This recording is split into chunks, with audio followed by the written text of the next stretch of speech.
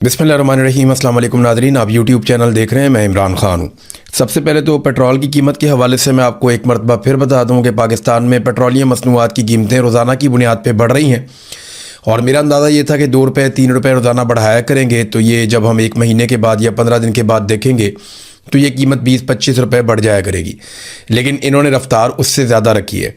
इस वक्त जो सूरत हाल है पेट्रोल और डीज़ल की कीमतों में इजाफे के हवाले से, गुज़िश्ता 4 दिनों में लगातार कीमत बढ़ाते बढ़ाते डीज़ल की कीमत में 44 रुपये का इजाफा किया है सरकार ने, जबकि पेट्रोल की कीमत में भी काफ़ी इजाफा कर दिया।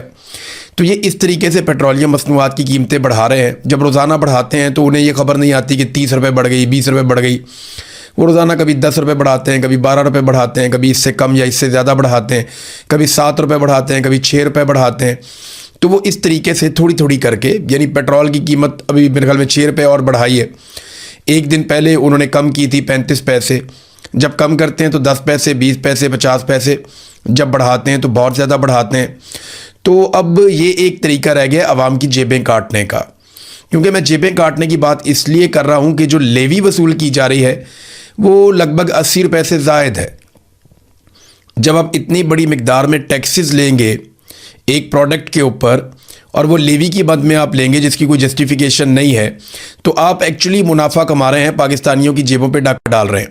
और यही एक तरीका रह गया है मौजूदा सरकार के पास पैसे इकट्ठे करने का। बिजली महंगी करो, गैस महंगी करो, पेट्रोल महंगा करो और ज़रूरियात ज़िंदगी को महंगा कर दें। मिसाल के तौर पर जो लोग गाड़ियों के ऊपर ट्रैवल करते हैं एक शहर से दूसरे शहर में, उन्हें इस बात का अंदाज़ा है कि जो टोल प्लाजा थे जितने भी, जहाँ पे पहले वो टैक्स दिया करते थे बहुत कम, उनमें 200-200, 300-300% तक इजाफा हुआ है। और रजीम चेंज ऑपरेशन के बाद से लेकर अब तक तो कई जगहों पे 400% तक का भी इजाफा हुआ है टोल टैक्स के अंदर।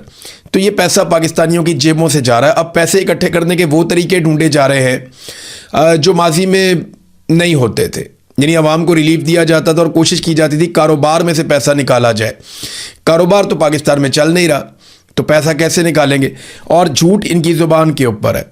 मैं अभी देख रहा था इंडिया में जो एहतजाज हो रहा है, जिसको जेनजी एहतजाज कहते हैं, यानी जो नई जनरेशन है, नौजवान है, जो स्टूडेंट्स हैं, वो एहतजाज कर रहे हैं। बड़े पैमाने पे वो निकले हुए हैं और वो अपने हुकूक मांग रहे हैं। पहले दिन भी लड़ाई होती रही, दूसरे दिन भी। फिर राहुल गांधी जो है उनको जिस तरीके से उठा के वहाँ से निकाला गया, जो अपोजिशन के लीडर हैं, वो मनाजिर भी सबने देखे। नरेंद्र मोदी के घर के बाहर वो एहतजाज करने के लिए पहुँचे और जो नौजवानों के साथ अब मारा मारी हुई, हाथापाई हुई, ये सारे मनाजिर हमने देखे। लेकिन मज़े की बात यह है कि पाकिस्तान के अंदर वो सहाफ़ी जो पाकिस्तान में डी चौक का कत्लेआम हो या मुरीदके का कत्लेआम हो या कश्मीरियों का कत्लेआम हो, इन सारी चीज़ों को जो सहाफ़ी जस्टिफाई करते रहे, इंसानों पर बदतरीन तशद्दुद को खुशखबरी बना बना कर पेश करते रहे कि जनाब इतने बंदों के सर खोल दिए गए, इतने बंदों की तबीयत साफ़ कर दी गई और जनाब ये किया गया। जो लोग बेचारे तशद्दुद के मारे थे, जो ज़ख्मी थे, उनका मजाक उड़ाते रहे। तो वो आज भारत में नौजवानों के एहतजाज और लाठी चार्ज को दुनिया का सबसे बड़ा जुल्म करार दे रहे हैं। और वो नरेंद्र मोदी के ख़िलाफ़ एक बयानिया बना रहे हैं और वो कह रहे हैं भारत में इनकलाब आ रहा है, नरेंद्र मोदी उसका रास्ता रोक रहा है। वो कितना जालिम है। जिन्होंने पाकिस्तान में गोलियां चलने को कभी जुल्म नहीं कहा, वो इंडिया के अंदर लाठी चलने को जुल्म कह रहे हैं। देखिए, पाकिस्तान में और भारत में जो डीलिंग है नौजवानों के साथ या एहतजाज करने वालों के साथ, उसमें क्या मुख्तलिफ है। किसानों ने बड़ा लंबा एहतजाज किया था इंडिया में, बहुत भरपूर एहतजाज किया था, लेकिन उनके ऊपर गोलियां नहीं चलाई गई, उनके बंदे बहुत बड़ी तादाद में नहीं मारे गए। इसी तरह से नौजवानों ने जो एहतजाज किया, इसमें एक आदमी को भी गोली नहीं लगी। यानी वहाँ कितने लोग गोलियों से भून दिए गए? मेरा एक सवाल ये है, कितने लोग अभी तक, कितने नौजवान जबरी तौर पे भारत में गुमशुदा किए गए? मेरा दूसरा सवाल ये है। मेरा तीसरा सवाल ये है कि क्या भारत में इंटरनेट बंद कर दिया गया? भारत में सोशल मीडिया को बैन कर दिया गया? मेरा चौथा सवाल ये है कि कितने नौजवान हैं जिनके ऊपर दहशतगर्दी के मुकदमात दर्ज करके उन्हें दहशतगर्द करार दे दिया गया? मेरा पांचवा सवाल ये है कि गद्दारी के कितने सर्टिफिकेट्स बांटे गए और ये कहा गया कि ये सारे नौजवान गद्दार हैं और इनकी डोरियां को बैरूनी साजिश और ये वो इस किस्म के बयानिए कोई बड़ी शिद्दत के साथ नहीं चल रहे भारत में। यानी मुझे हैरत होती है कि पाकिस्तान ने कुछ भी जमहूरियत नहीं सीखी। बार बार यहाँ पे मार्शल लॉ लगा, 4 मरतबा तो यहाँ पे डिक्टेटर्स आए, तो उन्होंने पाकिस्तान में जमहूरियत को पनपने ही नहीं दिया। आज भारत की पुलिस नौजवानों पे लाठी ज़रूर चलाती है, ये तो यूरोप में भी चलाते हैं। दुनिया के हर मुल्क में ये होता है कि जब हुकूमत अपने आप को ख़तरे में महसूस करती है या उन्हें लगता है कि नौजवान या अवाम कोई लाइन क्रॉस कर रहे हैं तो वो ताकत का इस्तेमाल करते हैं, लेकिन एक लिमिट तक करते हैं। आंसू गैस चला देते हैं, धक्के देते हैं, बाज़ औक़ात लोगों को कुछ देर के लिए हिरासत में लिया जाता है, बाज़ औक़ात लाठी चार्ज किया जाता है। लेकिन यहाँ क्या हो रहा है पाकिस्तान में? सीधी गोलियाँ मार दो, बंदों को जबरी तौर पे लापता कर दो, सोशल मीडिया को मुकम्मल तौर पे बंद कर दो, जो आवाज़ निकाले उसकी आवाज़ को दबा दो। इंडिया में इन नौजवानों के घरों में चादर और चारदीवारी का तकद्दुस पामाल नहीं किया गया। ये जो नौजवान हैं इनके घरों को भी पता है, इंडियन पुलिस को, उनकी हुकूमत को, वो इनके नामों को भी जानते हैं। इंडिया में ये नहीं कहा गया कि तमाम नौजवानों के नाम जो हैं वो यूनिवर्सिटी से कटवा दिए जाएंगे। पाकिस्तान में तो ये कहा जाता है ना। तो इंडिया में जमहूरियत पनप रही है इन एहतजाजों के नतीजे में, और पाकिस्तान का मीडिया इसको ग्लोरीफाई कर रहा है। लेकिन पाकिस्तान में जो एहतजाज होते हैं, कश्मीरी बैठे हैं कहते हैं शरपसंद है, गद्दार है, बलोच निकलते हैं उन्हें कहते हैं जी गद्दार है, शरपसंद है, दहशतगर्द है, पठान निकलते हैं उनको भी यही कहते हैं। आजकल मौलाना फजलुर रहमान साहब जो हैं वो भी आजकल गद्दार करार दिए गए हैं।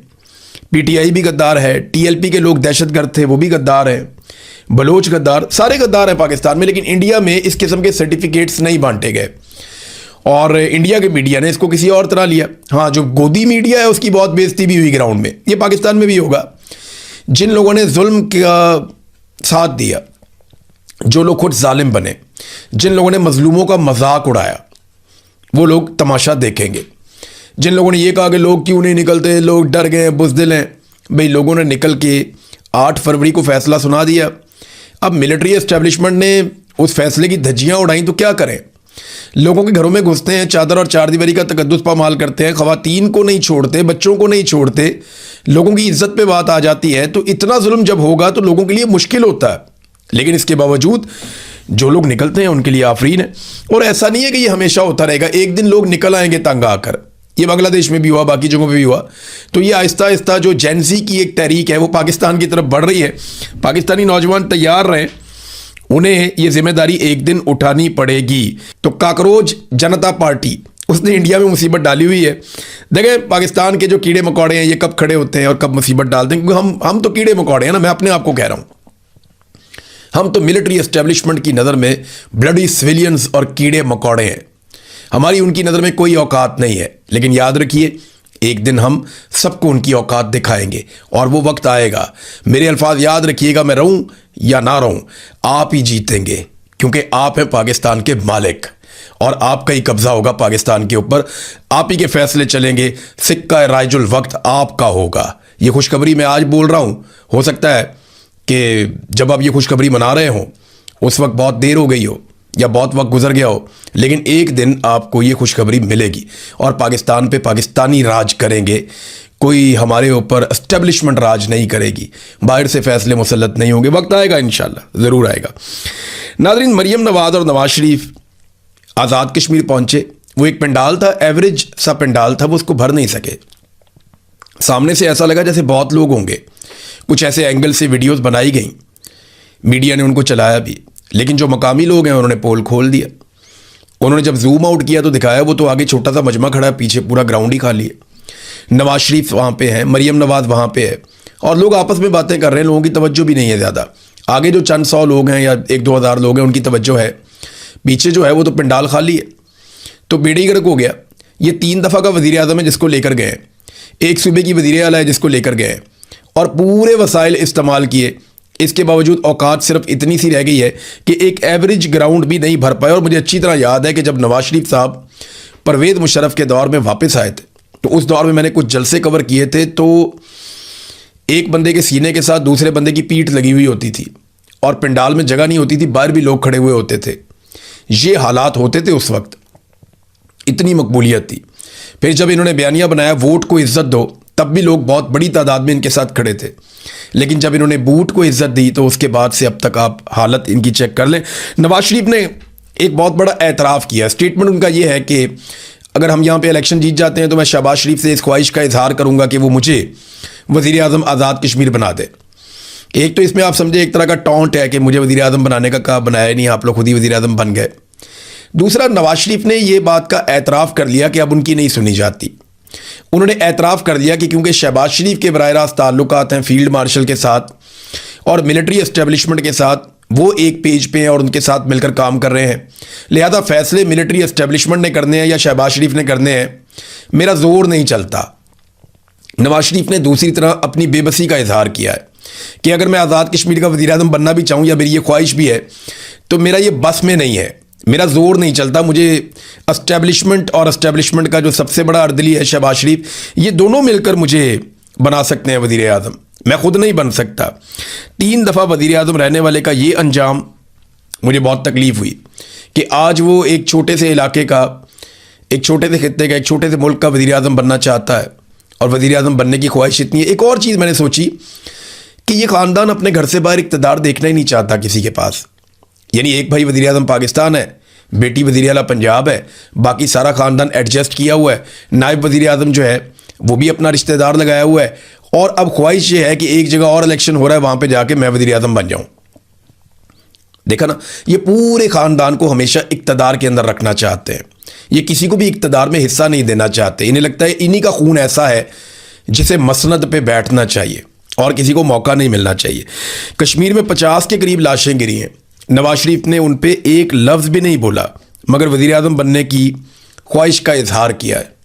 चले, हज़ारों ख्वाहिशें ऐसी कि हर ख्वाहिश पे दम निकले, बहुत निकले मेरे अरमान फिर भी कम निकले। तो नाज़रीन, पिछले 15 साल में से 13 साल से ज़ायद PMLN और पीपल्स पार्टी ने हुकूमत की है आज़ाद कश्मीर पे, यानी 2008 के बाद से अगर आप देख लें तो आज़ाद कश्मीर में पीपल्स पार्टी की हुकूमत है या PMLN की हुकूमत है। बीच में PTI को लगभग 1 साल के लिए हुकूमत मिली, उसके बाद उनकी वफाकी हुकूमत ख़त्म हो गई और वहाँ पे साजिशें शुरू हो गई। तो लगभग जो उन्होंने अपनी हुकूमत इंजॉय की, जो लगता है कि उनके पास वो हुकूमत का सही टाइम था, वो 1 साल था, 1.25 साल था और 2 साल टोटल उनके पास मिलाकर आप कर लें। लेकिन पीपल्स पार्टी और PMLN ऐसे तकरीर करते हैं वहाँ पे जैसे वहाँ पे कभी उनकी हुकूमत आई नहीं। जिस तरह वो मसाइल गिनवाते हैं, जिस तरह वो बताते हैं कि ये भी नहीं बना, वो भी नहीं बना, ये भी नहीं किया, वो भी नहीं किया, वो भाई किसने करना था? इमरान खान को तो 1 साल मिला कश्मीर, बाकी 13-14 साल तो आपके पास रहा और हमेशा से मिलिट्री एस्टेब्लिशमेंट के पास है। अगर कश्मीर में एयरपोर्ट्स नहीं है, मोटरवेज नहीं है, सारी सहूलियात नहीं है, जो 38 उनकी डिमांड्स हैं उनमें ज़्यादातर वो हैं जो उनके इंफ्रास्ट्रक्चर के बारे में है, उनके लोगों के बारे में, उनकी डेवलपमेंट और तरक्की के बारे में है। अगर वो सब कुछ उन्हें नहीं मिला तो उसके लिए रिस्पॉन्सिबल तो वही जमातें हैं ना जो वहाँ पे इक़्तिदार में रही हैं। या आप 1 साल वाले इमरान खान के खाते में डाल देंगे सारा कुछ। तो ये ऐसे तकरीरें कर रहे हैं जैसे अपोजिशन है। बिलावल वहाँ तकरीर करता है, ऐसा लगता है कि बिलावल हुकूमत में नहीं है, हालांकि हुकूमत बिलावल की है। पिछले जितने अरसे में ये सारा कुछ हुआ, जो खेल खेला गया, वो बिलावल की हुकूमत ने खेला है वहाँ पे आज़ाद कश्मीर ने। ये जो मार कुटाई हुई बिलावल की हुकूमत ने की, कलअदम करार दिया बिलावल की हुकूमत ने किया, लोगों का कत्लेआम हुआ बिलावल की हुकूमत में हुआ, लोगों के सरों पे इनाम रखा गया बिलावल की हुकूमत में रखा गया। ये जितनी फोर्सेस बुलाई गई, जुल्म और बर्बरियत की गई, ये सारा कुछ बिलावल के दौरे हुकूमत में हुआ है आज़ाद कश्मीर में। और बिलावल वहाँ पे बड़ी चालाकी से अपोजिशन लीडर बनने की कोशिश करता है, हुकूमत उसकी है, खुद को अपोजिशन बनाकर पेश कर रहा है। ये ना लोगों को बेवकूफ़ समझते हैं, लेकिन कश्मीरी बहुत समझदार हैं, पढ़े लिखे भी हैं, उन्हें शऊर भी है, उन्हें अंदाज़ा है कि उन्हें बेवकूफ़ बनाने आए और कोई चक्कर नहीं है। अगर कश्मीरियों को अपने वोट से फैसला करने का हक मिल गया तो याद रखिएगा इन दोनों जमातों की वहाँ पे ज़मानतें भी जब्त हो सकती है, जो इनके हालात हैं। अब नाजरीन ने एक और खबर, इमरान खान साहब की बहनों ने अब जवाब दिया है। पहली मरतबा नौरीन खानम भी आई, अलीमा खानम भी आई, और जो उनका एक मुतनाज़ बयान है नौरीन खानम का, उसके ऊपर उन्होंने स्टेटमेंट दिया। तो अलीमा खानम ने कहा कि मोदी की दोस्ती नवाज शरीफ के साथ है, यह पूछना जुर्म है। वो बगैर वीज़े के मोदी को पाकिस्तान बुला सकते हैं, हम इतना नहीं पूछ सकते। आप नवाज शरीफ की बेटी से पूछें जो बताती थी कि इसको इंडिया से शालें भेजी गई हैं। मेरी बहन ने घर में बैठकर बात की थी, वो कोई पब्लिश नहीं किया था। हम 3 औरतें खड़ी हैं, जितने केसेस लगाने लगा दो, क्या कर लोगे, बाहर ही दोगे ना। ज़्यादा से ज़्यादा हम नहीं डरते, हम शहादत कबूल कर लेंगे, हम अपने भाई के साथ खड़े हैं, अपने मुल्क के लिए खड़े हैं, ये अलीमा खानम ने कहा। अच्छा, जो बात नौरीन खानम ने कही, उन्होंने भी एक बात की। देखें, उनका बेटा भी जेल में है अभी, और लोग भी अब बोलना शुरू हो गए हैं। मेरा बेटा मिलिट्री कोर्ट की वजह से जेल में है। कलभूषण जिसने हज़ारों पाकिस्तानियों को मारा, ये कुलभूषण जाधव की बात हो रही है, इंडियन एजेंट, रॉ का एजेंट। वो कहते नहीं, कुलभूषण यादव जिसने हजारों पाकिस्तानियों को मारा उसको अपील का हक दिया गया, लेकिन मेरे बेटे हसन न्याजी को अपील का हक नहीं दिया गया। अब ये बहुत बड़ी ज्यादती है, ये तो जुल्म है कि हसन न्याजी को अपील का हक नहीं दे रहे और कुलभूषण यादव को अपील का हक दिया जा रहा है। नाज़रीन, एक और चीज़ मैं आपके सामने रखता हूँ। एहसन इकबाल ने यह दावा कर दिया कि क्योंकि ये खबर चली थी और इस खबर में एक बताया गया था कि जो ऑरेंज ट्रेन है, जो ऑरेंज लाइन है, ये एक्चुअली जो स्टेटमेंट दिया था ये शब्बर जैदी साहब ने दिया था। उन्होंने कहा जी ये सी पैक के जो पैसे थे उनमें से आपने ऑरेंज ट्रेन बनाई चाइना से पैसे लेके, तो ये आपने गलत किया।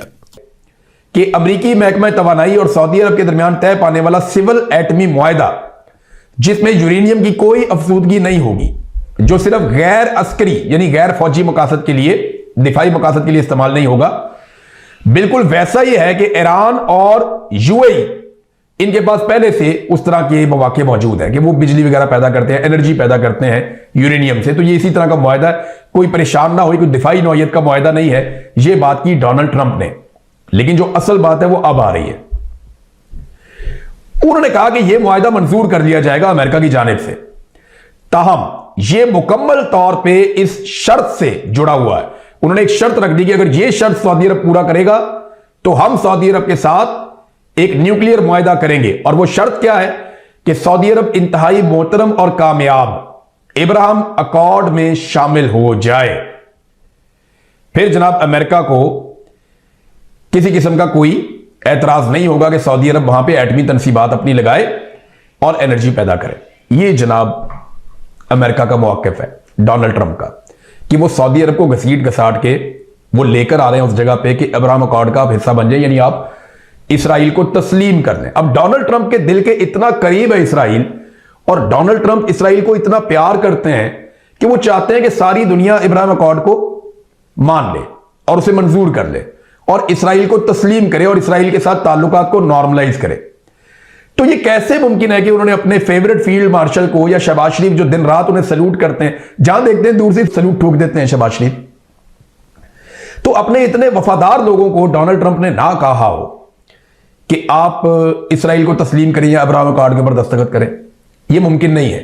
कुछ ना कुछ गारंटी तो पाकिस्तान ने भी करवाई हुई है। बहरहाल सऊदी अरब क्योंकि अभी तक नहीं मान रहा था, उसके ऊपर एक दबाव डाला डोनाल्ड ट्रंप ने। देखते हैं इस पर डेवलपमेंट क्या होती है, और सऊदी अरब जवाब जरा सोच समझ के देर से देता है, तो देख लेते हैं कि सऊदी अरब इसका क्या जवाब देता है। अब तक के लिए इतने, अपना ख्याल रखिएगा, अपने चैनल का भी। अल्लाह हाफ़िज़।